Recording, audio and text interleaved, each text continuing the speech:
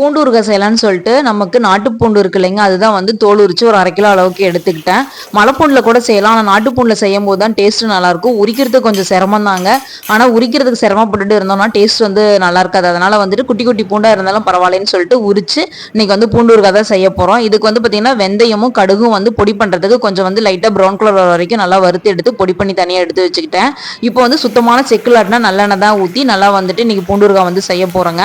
இது மாதிரி வந்து முழு பூண்டை ஃபர்ஸ்ட் வந்து எண்ணெயில போட்டு நல்லா ஃப்ரை பண்ணதுக்கு அப்புறம் கொஞ்சமா பூண்டு வந்து மிக்சியில பைன் பேஸ்டா அரைச்சு அதுவும் வந்து ஆட் பண்ணிட்டு நல்லா வந்து கைவிடாம கிளறிக்கிட்டே இருக்கணும். இது மாதிரி நல்லெண்ணெய் ஊத்துனதுனால கொஞ்சம் வந்து பொங்கி தான் வருங்க. நல்லா கைவிடாம கிளறி விட்டுட்டே இருந்துட்டு இதுக்கு வந்து பாத்தீங்கன்னா நல்லா ப்ரௌன் கலர் பொடி வந்ததுக்கு அப்புறம் கொஞ்சமா பெருங்காயத்தூள், உப்பு, மிளகாத்தூள், வரமிளகாத்தூள் மட்டும் ஆட் பண்ணிட்டு அதுவும் கைவிடாம கிளறிக்கிட்டே இருக்கணும். இப்போ வந்து பாத்தீங்கன்னா பூண்டுல கொஞ்சம் காட்டுத்தன்மை அதிகமா இருக்குங்க, காரம் அதிகமா இருக்கும், காரமும் அதிகமா இருக்கும். அதனால வந்து கொஞ்சமா புளி வந்து ஊத்திட்டு நல்லா மிக்ஸ் பண்ணி கொடுத்துட்டு வெல்லம் இல்லைன்னா கருப்பட்டி வந்து ஆட் பண்ணிக்கலாம்.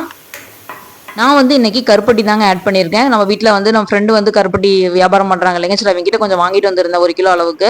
அதனால் அது வந்து இருந்ததுனால நான் கருப்பட்டியை வந்து தூவிட்டு நான் வந்து அந்த ஸ்வீட்னஸ்க்காக கொஞ்சமாக வந்து ஆட் பண்ணிட்டேன்.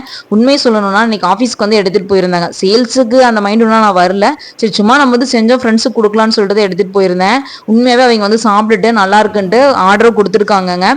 ஃபர்ஸ்ட் ஆர்டர் எனக்கு வந்து அவ்வளோ ஹாப்பி. வந்து இதில் வந்து பார்த்தீங்கன்னா நீங்கள் என்னென்ன செய்வீங்கன்னு சொல்லி கேட்டிருந்தாங்க. ப்ரான் தொக்கு, சிக்கன் தொக்கு, பூண்டு தொக்கு 3மே வந்து கேட்டிருக்காங்க. ரெடி பண்ணி கொடுக்கணும். உங்களுக்கு யாருக்காவது தேவைப்பட்டுச்சு அப்படின்னா கண்டிப்பாக சொல்லுங்கள், டிஎம் பண்ணுங்கள், நானும் உங்களுக்கு வந்து டிஸ்பேச் பண்ணுறேன்.